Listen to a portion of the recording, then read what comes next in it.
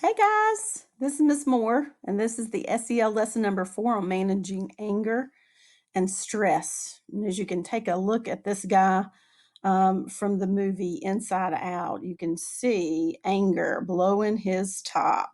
Okay. And then we have another face here that shows someone who looks a little stressed, and we can tell that by the marks for the eyebrows and the marks around the eyes and under the eyes. And he looks a little stressed about something. So today we're going to learn about, or hopefully understand, what happens in our brain or what happens in our bodies when we get angry, and also to identify ways to calm ourselves down to hopefully make ourselves feel better and to be able to get along better with others as well. So, what I want you to do is I want you to grab a sticky note, a piece of paper, and I want you to write, or you can tell someone that's around you, what are some things that make you angry? I've started a list here of some ideas just to help you get started, and then you can continue adding to the list. But let's look at some of these things, like being told no. Sometimes it's really hard to hear no when you're really wanting to do something, or maybe you're wanting to go to the store and get something and your parents tell you no. Sometimes that might make you a little angry. Sometimes when the schoolwork gets hard, okay, it might be a little frustrating. Even me doing these lessons online, I've had to um, learn how to work through some frustration, but I am determined to get this done so that you guys can still have lessons. Being told what to do, that's definitely never a fun thing. The fact that your parents tell you what to do, but worse, your brothers and sisters telling you what to do. Oh, that's a big one, isn't it?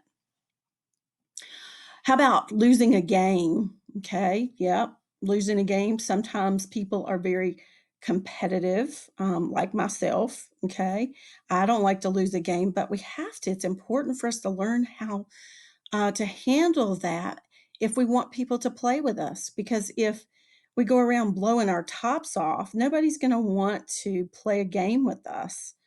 We have to learn how to control that. It also might make us angry or frustrated when we feel like no one's listening to you, to what you're saying. Maybe when you disagree with someone about a certain subject, because we don't all see through the same lens. So that might be some times where you see anger pop up. And then sometimes maybe waiting your turn in line, or waiting to take a turn in Foursquare during PE. So this is a list of some things that make a person angry. Keeping this in mind, I want us to take a quick look at a cool book written by Julia Cook on the subject of handling anger. This is a really cool book, and I think it gives a good illustration of actually what happens, what goes on in a person's body, and how it impacts their relationships with others. This is called Soda Pop Head.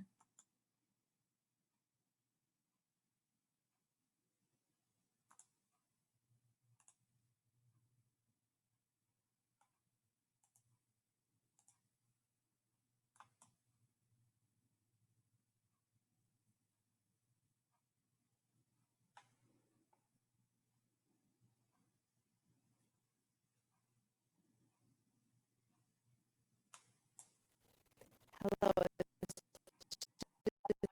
Sal from Kids Yoga Stories. For today's story time, we're going to read Soda Pop Head, written by Julia Cook and illustrated by Allison Valentine. This is a story about managing our own anger. So it's like as if we've got a soda pop, it's shaken and it explodes. Let's see what we can learn from Lester. My name is Lester, but everybody calls me Soda Pop Head. Most of the time, I'm pretty happy, but sometimes when things aren't fair, my ears get hot, my face turns red, and I turn into a soda pop head. Sometimes I even blow my bottle cap. Yesterday, Ruby Jean cut right in front of me when we were lining up for lunch. I asked her nicely to move. She said no. I told her to move. She said no. Then I told my teacher, and she got mad at me for having a tattle tongue. It's not fair. I could feel my ears starting to get hot. And then Ruby Jean and the rest of the kids started singing that song, the Soda Pop Head song. There goes Lester. Watch him fester. His ears start to fizz. He gets as mad as a grizz. His face turns red. He's a soda pop head. You just never know when Lester will blow. His cap will go flying. If it hits you, you'll be crying. So you'd better stay away from Lester today.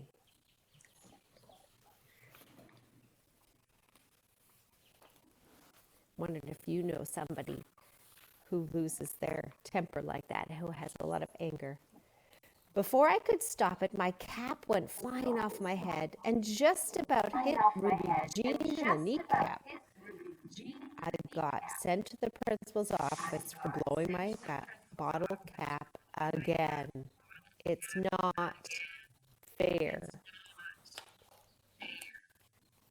After lunch, my teacher told me I was getting a 0 for my social studies report on the Great Pyramids because I hadn't turned it in on time. But I did turn it in. I put it in your basket yesterday. I never got it, so you'll have to redo it and turn it in as late work, she said. But that report took me forever to do. It's not fair. My ears started to get hot, and then Ruby Jean and the rest of the kids started to sing the Soda Pop Head song again. There goes Lester. Watch him fester. His ears start to fizz. He gets as mad as a grizz.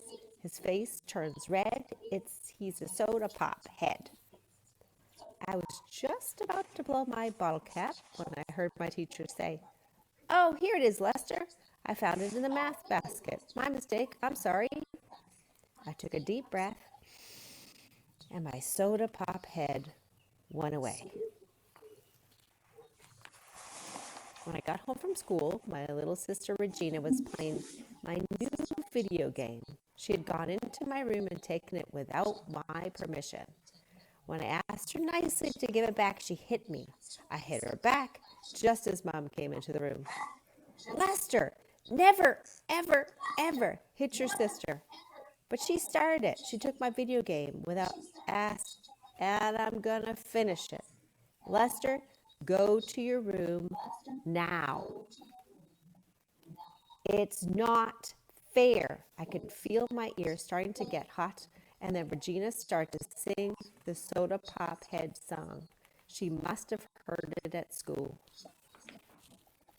There goes Lester. Watch him fester. His ears start to fizz. He gets as mad as a grizz. His face turns red. He's a soda pop head. You just never know when the Lester will blow. His cap will go flying. If it hits you, you'll be crying. So you better stay away from Lester today. My bottle cap flew right off my head and it just about hit Regina's big toe. And then I went to my room and slammed my door shut. When my dad got home from work, he came into my room and sat down on my bed. "Lester," he said, "we need to talk. Your mom told me you hit Regina. She also said that she got a call from your principal saying you lost your temper at school today. It's not fair." Regina took my video game without asking, and Ruby Jean cut right in front of me when we were lining up for lunch. "Lester, you need to realize that life is not fair. Sometimes things are going to happen to you that will make you angry. It's what you choose to do with your anger that makes the difference. Sometimes things are going to happen that make you angry. It's what you choose to do with your anger that makes the difference. You are a soda pop head and you need to learn to control your fizz. When your ears get hot, that's your first clue that you're starting to get angry. When this happens, you need to learn to loosen your bottle cap before the pressure inside of you builds up. How do I do that? I asked. Well, there are a lot of different things you can try. You can take 5 deep breaths and clear your head. You can walk away from the situation and find a quiet place to sit down and relax your muscles.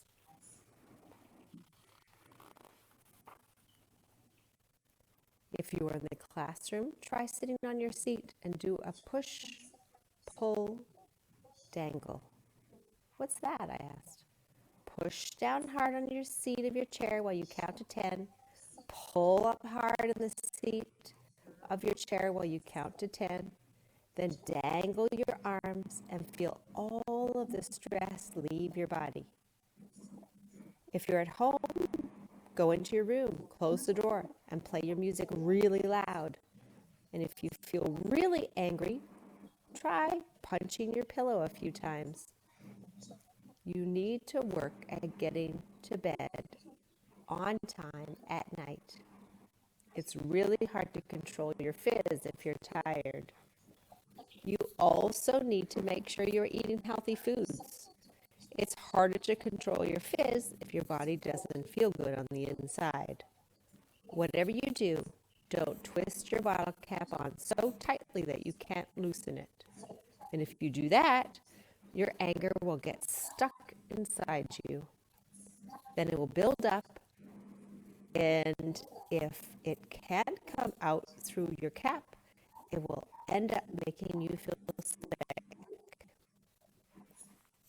That night, I went to bed and thought about everything my dad had told me. What he said made a lot of sense.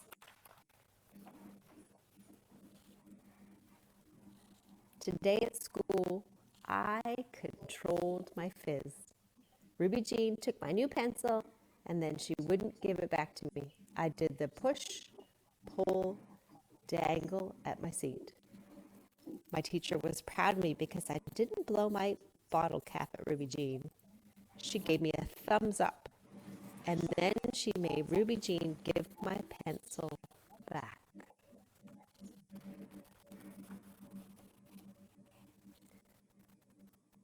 When I got home, Regina was playing my video game again without asking. I looked at her, took 5 deep breaths, went into my room and punched my pillow 3 times. And when I came back out, I felt a lot better. My mom smiled at me for not blowing my bottle cap, and then she made Regina apologize and asked for permission to play my video game.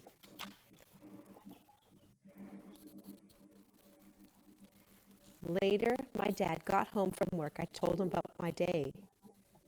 How did you know how to help me with this, Dad? I asked. Well, Lester, let's just say I know exactly what you're going through.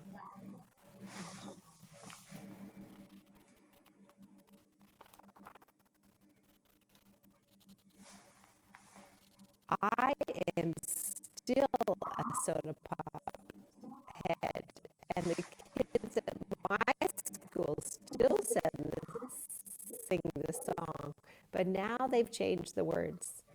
There goes Lester, watch him fester. His ears start to fizz, he gets mad as a grizz. His face turns red, he's a soda pop head. He used to blow his cap, but now he doesn't do that. He's in control, so now we all know that it's okay to play with Lester today.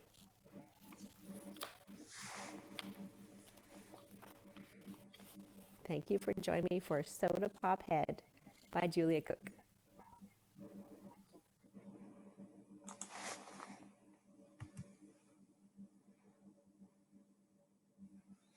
Okay, so we see and learn a lot about Lester and him trying to learn how to handle his anger. Let's talk about some of the things that we saw going on with Lester's body. What do we notice? The changes. It looked like every time that he got angry, his ears started getting hot, or his face got red, and he would blow his cap. All right. And so these were some of the little indicators that we see of when he was getting angry. What are some of the inappropriate, not so good things that he did to handle his anger? Well, we saw, I know on one occasion, that he was yelling at people. That's never good because nobody wants to be yelled at. Nobody wants to be around people who are yelling at them. And then also in another, he hit his little sister just as mom was coming in the door. So that wasn't a good thing either. So we do things that are not so good when we're out of control like that. Did you notice that he started getting that reputation for losing his cool? They even had a song every time that they sang when he started to blow his top. And so when you have that going on, that's definitely not good if they've developed a song about it. So for this next thing, this is something that you and your parents can do at some point that's really fun and that goes along with the book that we're doing today. This is a soda pop experiment. All right. And so here's the link. You might not be able to see it. I'm going to have it later on in the PowerPoint so that hopefully you can see it better. And you can pause the video and then you can get the link so you can go straight to the website. But let me just kind of funnel through and show you the soda pop science experiment that's really learning about carbon dioxide and how that works. It's called Mentos and Diet Coke. Let's take a look and see what this website looks like. All right, and so here we have an experiment where you do some observations, putting a straw down in some soda, putting a pipe cleaner down in some soda, seeing what happens as a result. And then also there's the Mentos and the soda fountain and how you can make a tube for your Mentos to put them down into the bottle at just the right time and then get away from it as it becomes a fountain. So this is something that's fun that you and your parents can do together, hopefully, and you can see what that looks like. So let's make sure you don't do that in your house though, because it gets really, really messy, really messy. So don't do that experiment in your house. It has to be done outside where it doesn't matter if Coke gets all over the grass. But you don't want to do that in the house. It's really a mess. So let's make some connections now, since even though you haven't had a chance to do the science experiment, but you can see here in pictures as to what it looks like when you do the science experiment. What are some connections you notice between Lester, the boy in the book, Soda Pop Head, and the Diet Coke Mentos experiment? I want you to talk about it with a parent or someone around you. You can pause the video while you do so. Did you notice how the Mentos experiment shows us an example of what happens to a person like Lester when he blows his top? That was kind of cool. Did you notice that the angrier Lester got in the story, the less he was able to make good decisions? And you're going to learn a little bit about how that what goes on in the brain, but that's where the prefrontal cortex shuts down. He finally figured out by the end of the story how to use some calming strategies to help him not react so rudely or disrespectfully. Um, and then we're going to find out in the next slide about the amygdala and it going into overload with that anger. So let's look at that real quick. Let's go ahead and get to the brain research. This idea of blowing your top is supported by brain research. So this is a picture of what your brain looks like on the inside. So let's take a look at the different parts that we have here. We have something called the prefrontal cortex, which is at the front of your brain. Okay. And this is here to help you think and make good choices. This part of your brain believes in thinking before you act. Okay. Very, very important part of our brains. Okay. This part over here is called the hippocampus. All right. And the hippocampus helps us to learn and remember information. And that's this white, long, kind of tube looking thing. And then right here on the end of that hippocampus is called the amygdala. And the amygdala is here to help you feel your anger right inside your brain and make quick decisions to keep you safe. So, a lot of times we think of feelings associated with our hearts. But what you have to understand is that there's a part in the brain called the amygdala that helps you feel your different emotions and also how to read those emotions that other people are giving you as far as facial expressions and body language. That amygdala is helping you size that up. And so that's what it does for you, which is pretty cool. So let's talk about what happens when your amygdala feels that emotion of anger, and what can happen if it goes into overload.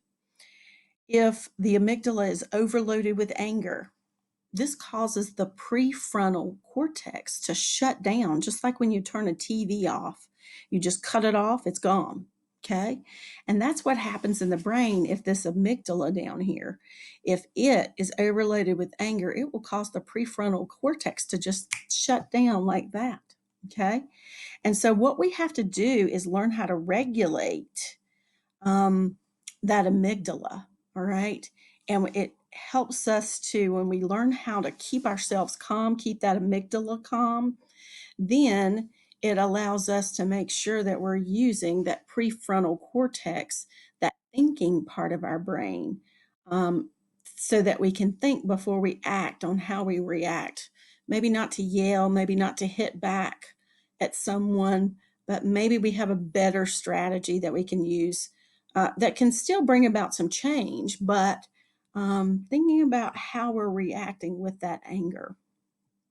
We don't want to throw the thinking part of our brain out the window. Oh no, we need the thinking part of our brain involved. So let's see how that looks. Get to the next slide. Here we go. So here's what I want us to do. You remember we did that list of the things that made us angry earlier? Well, I want you to grab another piece of paper, or you can tell someone some strategies on how to calm that amygdala in your brain down the next time that you get angry. Here's a list of some of the things that we talked about from the book, and also some other things that might help us, like taking that 5 deep breaths, like Lester did, okay, when he became angry, walking away to a quiet area. He showed that to us in the book. Relaxing your muscles. Sometimes that's really tough because with anger, there's a lot of energy. There's like that surge of energy. And so, what we have to do is make sure that we're taking those deep breaths and relaxing our muscles. I love the idea of the push pull dangle that was presented in the book. You can do that at your desk at school if you get really angry with the teacher or with the student. But that push pull dangle is a great idea. I love this one. Playing music. Music can help me calm down in a split second. It's a definitely a mood alterer. So playing music can help us. Punching a pillow, making sure that it's something soft, making sure that we're not punching something hard that's going to hurt ourselves. Okay. And then the preventative stuff of making sure we get to bed on time, get plenty of rest, and also eating those healthy foods. Those are good things for us to do. And I love this one too. I put the little picture of a dog on here because playing with a pet or watching nature, like watching birds. I have a pet too, a pet rabbit. So you could play with your cat, your dog, your rabbit, your guinea pig, your ferret, even stuffed animals. Sometimes, if we're playing with things, maybe we don't have a pet, maybe we have a stuffed animal. Okay. So those are some things that can help us keep that amygdala calm and also help us feel better. Still being able to use that thinking part of our brain to react. certain situations. Okay, so today, just as a recap, see if we can get to the next slide. Here we go. Um, we talked about Soda Pop Head. If you could not hear the reading of that story, I do encourage you to go on YouTube and look that up and make sure you can hear it well because it's worthwhile. All of us get angry sometimes, even adults, just like it says in the book, and that's okay. But we do have a choice in how we handle or how we react to that anger.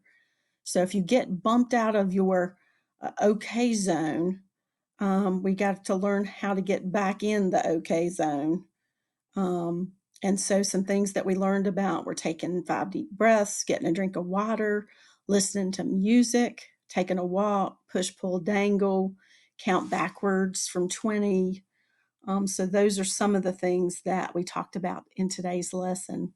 We definitely want to make our world a better place to be, and we can do that one child at a time. If we learn how to control our own anger, then it can make the world a better place. Just reminders, we got to take care of our brains because our brains do a whole lot for us. And we want to keep that thinking part of our brain working. And making sure that our amygdala, we don't want it going into overload where we're just reacting. We want to make sure that we're thinking about what we're doing before we do it. I love this poster, and you and your parent can talk about what it means, but it says, make your anger so expensive that no one can afford it, and make your happiness so cheap that everyone can get it for free. Love that. So, parents, here's the website that I was telling you about that's so long. But if you can pause this video, get the website here. It's the https://